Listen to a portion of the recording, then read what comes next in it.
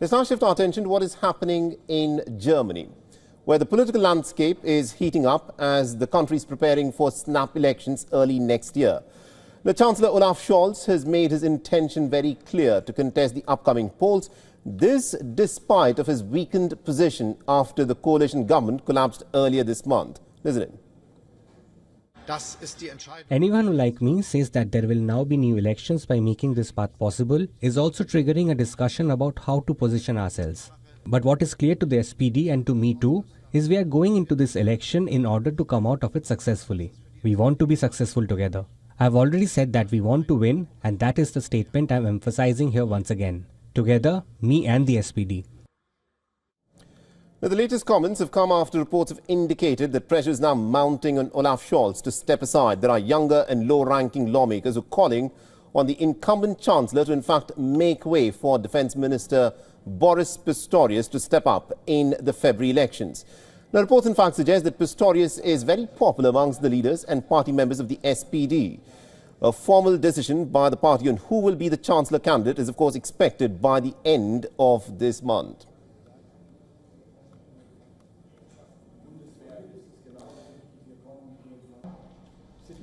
And to give us more perspective in terms of what, of course, is happening in German politics at the moment, we're being joined by our correspondent Trent Murray, who's joining us live from Berlin.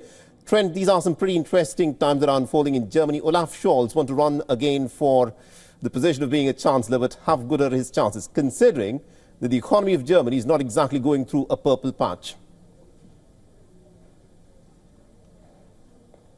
No, that's right, and facing many difficulties, both on the economic front, but also in the foreign policy arena with key issues like Ukraine, really important to Germany. But we know Chancellor Scholz really is in a difficult position. That pressure is mounting on him, not just from outside the parliament, but within it itself. His own MPs, a number of them, a handful now, publicly saying they think he should stand down and make way for the Defence Minister, Boris Pistorius. As you say, the surveys show that Mr. Pistorius is enormously popular here in Germany. He's consistently ranked the most popular politician, and for the SPD, they are staring down the barrel of electoral oblivion based on the current polls, and for the party, they are hoping that a change of candidate may just reverse the fortunes. But for now, Olaf Scholz is hanging on to that job. You know, it's interesting that Olaf Scholz seems to refuse to not read the writing that is there on the wall.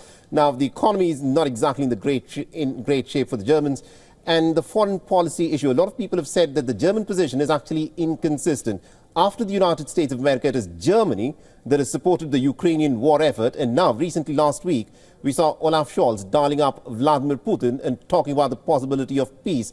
How is Olaf Scholz's performance with respect to the Ukraine war perceived inside of Germany? Because Germany is a nation that stands a lot to lose if the security situation worsens in Europe.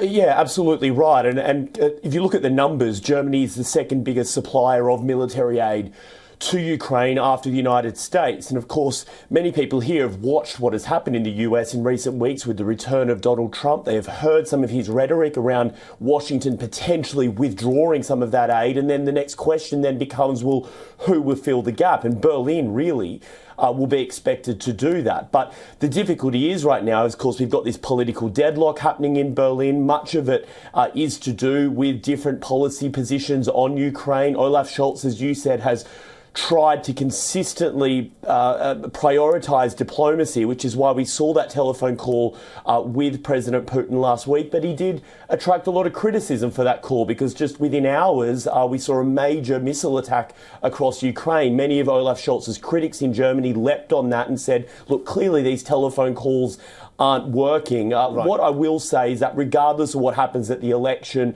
pretty well all of the mainstream parties do have a consistent position on continuing to support Ukraine. But it certainly is going to be a difficult winter, both for Ukraine and also, I think, here in Germany, given this political uncertainty which has gripped the world's third largest economy. Indeed. We'll, of course, watch what's happening in Germany. Thank you very much indeed, Trent Murray, for joining us and getting us that perspective there. For all the latest news, download the WION app and subscribe to our YouTube channel.